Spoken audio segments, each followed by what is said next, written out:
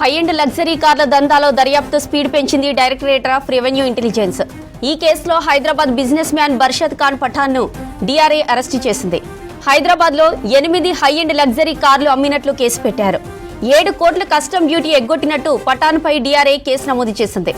ఇక దేశంలోని ప్రధాన నగరాల్లో 30కి పైగా కంపెనీల హై ఎండ్ లగ్జరీ కార్లను అమ్మి 25 కోట్ల కస్టమ్స్ డ్యూటీ ఎగవేసినట్లు గుర్తించారు డిఆర్ఐ అధికారులు.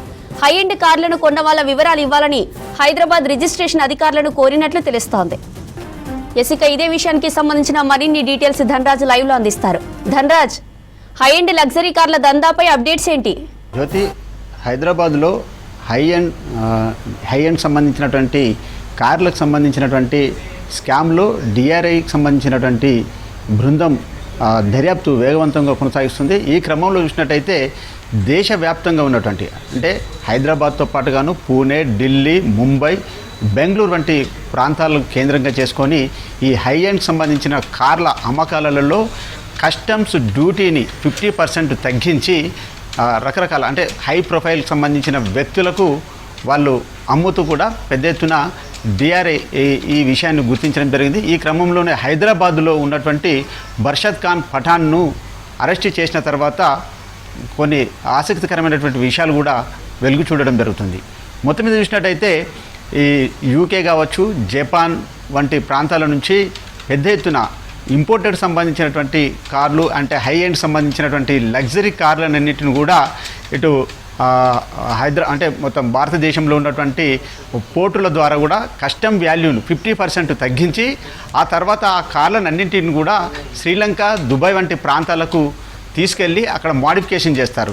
ఏదైతే రైట్ డ్రైవింగ్ ఉంటుందో లెఫ్ట్కు మార్చడం, ఆ తర్వాత కొన్ని మోడిఫికేషన్ చేసి ఆ తర్వాత శ్రీలంక, దుబాయ్ నుంచి నేరుగా అంటే భారతదేశంలో ఉన్నటువంటి బెంగళూరు కావచ్చు, పూణే కావచ్చు, హైదరాబాదు, ఢిల్లీ, ముంబై వంటి ప్రాంతాలలో ఉన్నటువంటి హై ప్రొఫైల్కి సంబంధించిన వాళ్ళు వాటిపై ఆసక్తి ఉన్న వాళ్ళందరికీ కూడా ఈ కార్లను అమ్ముతూ కూడా 50% కస్టమ్స్ డ్యూటీ ఏదైతే ఉంటుందో దాన్ని తగ్గించి మొత్తం మీద వాటిని అమ్ముతున్నటువంటి సిచ్యువేషన్లో ఈ స్కామ్ మాత్రం బయటకు రావడం జరిగింది. ఇందులో చూసినట్టయితే హైదరాబాద్ చెందినటువంటి బర్షద్ ఖాన్ అనే వ్యక్తిని డైరెక్టరేట్ జనరల్ రెవెన్యూకి సంబంధించినటువంటి అధికార యంత్రాంగం అదుపులోకి తీసుకున్న తర్వాత హైదరాబాద్లో చూసినట్టయితే 7 కోట్ల రూపాయలను కస్టమ్ డ్యూటీని ఎగవేత చేసినట్లుగాను ఇప్పటికే రెవెన్యూకి సంబంధించి ఇంటెలిజెన్స్ అధికారులు గుర్తించడం జరిగింది. ఈ క్రమంలో ఇక బర్షద్ ఖాన్ హైదరాబాదులో 7 కోట్ల రూపాయల పన్ను ఎగవేత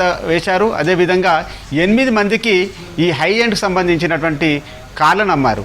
ఏదైతే హై ఎండ్కి సంబంధించినటువంటి లగ్జరీ కార్లు ఏవైతే ఉన్నాయో ల్యాండ్ క్రూజర్ కావచ్చు, అదేవిధంగా రోల్స్ రాయ్స్ కావచ్చు, అదేవిధంగా మిగతా సంబంధించినటువంటి ఈ రకరకాలకు సంబంధించినటువంటి కార్లను అమ్మి కూడా పెద్ద ఎత్తున సొమ్ము చేసుకున్నాడు. అదేవిధంగా దేశవ్యాప్తంగా చూసినట్టయితే ఈ కార్లను అమ్మి 25 కోట్ల రూపాయలను ఎగవేత వేసినట్టుగాను ఇప్పటికే డిఆర్ఐ బృందం గుర్తించింది.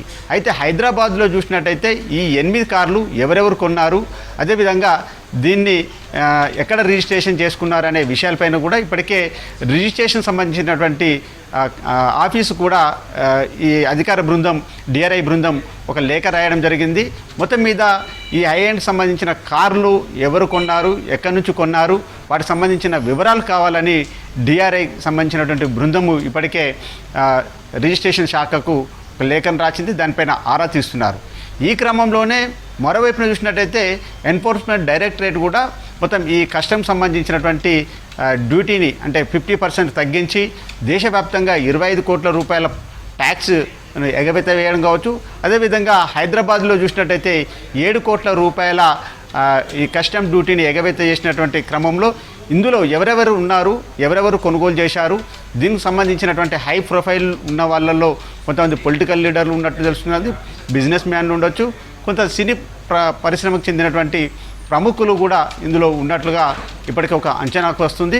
ఇలాంటి క్రమంలో మరి హైదరాబాదులో 8 మంది ఈ హై ఎండ్ సంబంధించినటువంటి లగ్జరీ కార్లు కొన్నటువంటి వారి వివరాలను కూడా డిఆర్ఐ బృందం మొత్తం పలు ఆధారాలతోటి కూడా ఈ కేసును దర్యాప్తు కొనసాగిస్తుంది. ఇప్పటికే బర్షద్ ఖాన్ పఠాన్ గతంలో కూడా ఈ హైదరాబాద్లో కార్లకు సంబంధించినటువంటి హై ఎండ్కి సంబంధించిన లగ్జరీ కార్లను అమ్మినటువంటి కేసులో కూడా ఇతను ఉన్నట్టుగా తెలుస్తుంది. ఈ క్రమంలో బర్షద్ ఖాన్ను అహ్మదాబాద్లోని పోలీసులు డిఆర్ఏకి సంబంధించినటువంటి టీం కూడా పూర్తిగా ఇన్వెస్టిగేషన్ కొనసాగిస్తూ ఉంది. మొత్తం మీద చూసినట్టయితే జపాన్, యూకేకి సంబంధించినటువంటి ప్రాంతాల నుంచి ఈ హై అండ్ లగ్జరీ కార్లను ఇంపోర్టెడ్ చేసుకొని ఈ పోర్టుల ద్వారా అక్కడ ఉన్నటువంటి ఇంపోర్టు వాల్యూ 50% తగ్గించి ఈ రకంగా పలువురికి కార్లను అమ్మడంతో కూడా కస్టమ్ డ్యూటీలో దేశవ్యాప్తంగా ఉన్నటువంటి పలు మెట్రోపాలిటన్ సిటీలలో కూడా అమ్మినటువంటి క్రమంలోనే మొత్తం మీద 25 కోట్ల వరకు ప్రభుత్వానికి నష్టం వాటిల్లినట్టుగా ఇప్పటికే డిఆర్ఐ బృందం గుర్తించినది. ఈ క్రమంలో హైదరాబాద్ పైన కూడా 7 కోట్ల రూపాయల నష్టం వచ్చినట్లుగా బర్షద్ ఖాన్ నుంచి దర్యాప్తులో వెల్లడైనటువంటి విషయాలు. ఇక ఇలాంటి వాటిపైన కూడా డిఆర్ఐ బృందంతో పాటుగాను ఎన్ఫోర్స్మెంట్ డైరెక్టరేట్ కూడా, అంటే ఈ హై అండ్ లగ్జరీ కార్లు చూసినట్టయితే కోట్లాది రూపాయలకు సంబంధించినటువంటి వాల్యుయేషన్ ఉంటుంది కాబట్టి ఇందులో ఏదైనా మనీ లాండరింగ్ జరిగిందా, దీనికి సంబంధించినటువంటి విషయాలపైన కూడా ఎన్ఫోర్స్మెంట్ డైరెక్టరేట్ కూడా డిఆర్ఐ బృందం నుంచి పూర్తి ఆధారాలను, వివరాలన్నింటిని కూడా సేకరిస్తూ ఉంది. జ్యోతి.